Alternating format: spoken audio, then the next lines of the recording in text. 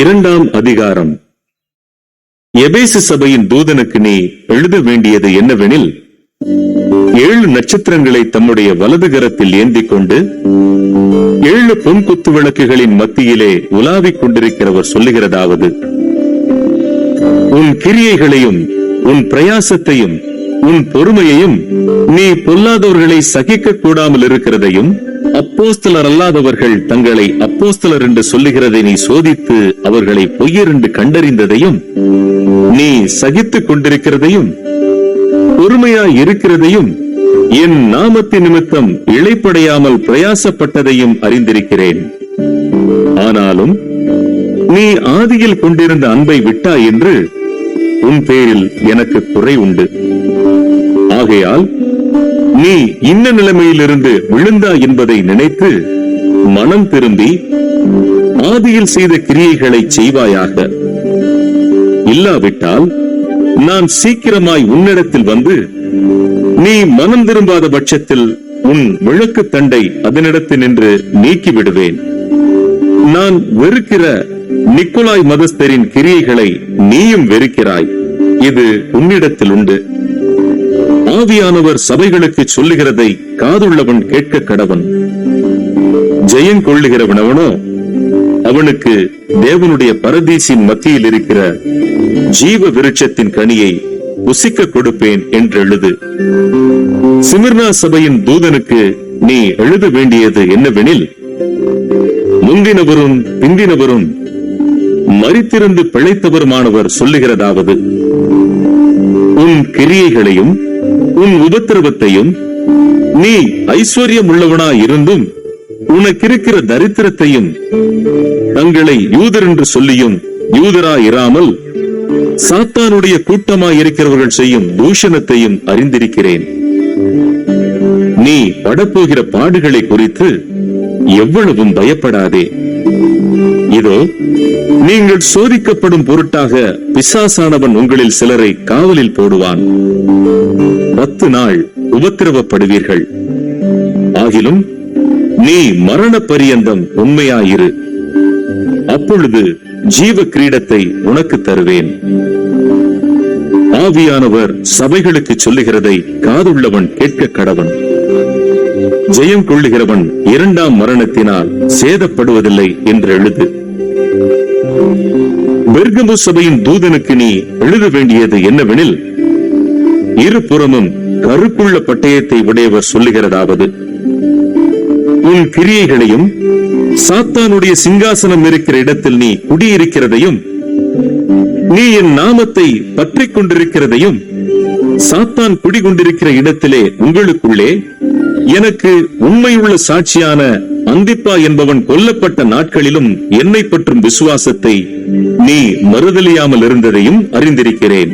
ஆகிலும் சில காரியங்களை குறித்து உன் பேரில் எனக்கு குறை உண்டு.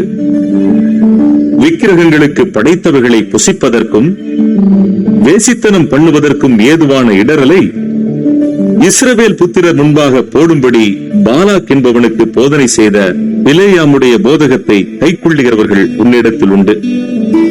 அப்படியே நிக்கோலாய் மதஸ்தருடைய போதகத்தை கைக்கொள்ளுகிறவர்களும் உன்னிடத்தில் உண்டு.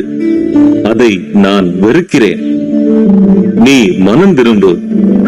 இல்லாவிட்டால் நான் சீக்கிரமாய் உன்னிடத்தில் வந்து என் வாயின் பட்டயத்தால் அவர்களோட யுத்தம் பண்ணுவேன்.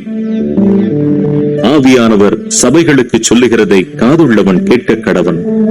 ஜெயம் கொள்ளுகிறவனுக்கு நான் மறைவான மன்னாவை புசிக்க கொடுத்து அவனுக்கு வெண்மையான குறிக்கல்லையும் அந்த கல்லின் மேல் எழுதப்பட்டதும் அதை பெறுகிறவனே அன்றி வேறொருவனும் அறியக்கூடாததுமாகிய புதிய நாமத்தையும் கொடுப்பேன் என்று எழுது.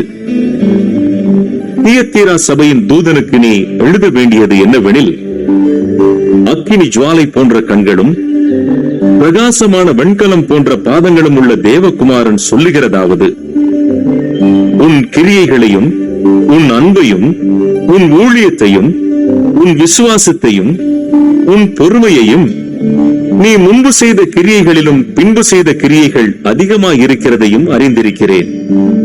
ஆகிலும் உன் பேரில் எனக்கு குறை உண்டு. என்னவெனில், தன்னை தீர்க்கதரிசி என்று சொல்லுகிற யேசபேல் என்னும் ஸ்திரியானவள் என்னுடைய ஊழியக்காரர் வேசித்தனம் பண்ணவும் விக்கிரகங்களுக்கு படைத்தவைகளை புசிக்கவும் அவர்களுக்கு போதித்து அவர்களை வஞ்சிக்கும்படி நீ அவளுக்கு இடம் கொடுக்கிறாய். அவள் மனம் திரும்பும்படியாய் அவளுக்கு தவணை கொடுத்தேன். தன் வேசி மார்க்கத்தை விட்டு மனம் திரும்ப அவளுக்கு விருப்பமில்லை. இதோ நான் அவளை கட்டில் கிடையாக்கி அவளுடனே விபசாரம் செய்தவர்கள் தங்களுடைய கிரியைகளை விட்டு மனம் திரும்பாவிட்டால் அவர்களையும் மிகுந்த உபத்திரவத்திலே தள்ளி அவளுடைய பிள்ளைகளையும் கொல்லவே கொல்லுவேன். அப்பொழுது நானே உள்ளந்திரியங்களையும் இருதயங்களையும் ஆராகிறவர் என்று எல்லா சபைகளும் அறிந்து கொள்ளும். அன்றியும் உங்களில் ஒவ்வொருவனுக்கும் உங்கள் கிரியைகளின்படியே பலன் அளிப்பேன். தியத்தீராவிலே இந்த போதகத்தை பற்றிக் கொள்ளாமலும் சாத்தானுடைய ஆழங்கள் என்று அவர்கள் சொல்லுகிறார்களே, அந்த ஆழங்களை அறிந்து கொள்ளாமலும் இருக்கிற மற்றவர்களாகிய உங்களுக்கு நான் சொல்லுகிறதாவது, உங்கள் மேல் வேறொரு பாரத்தையும் சுமத்த மாட்டேன். உங்களுக்குள்ளதை நான் வருமளவும் பற்றிக் கொண்டிருங்கள்.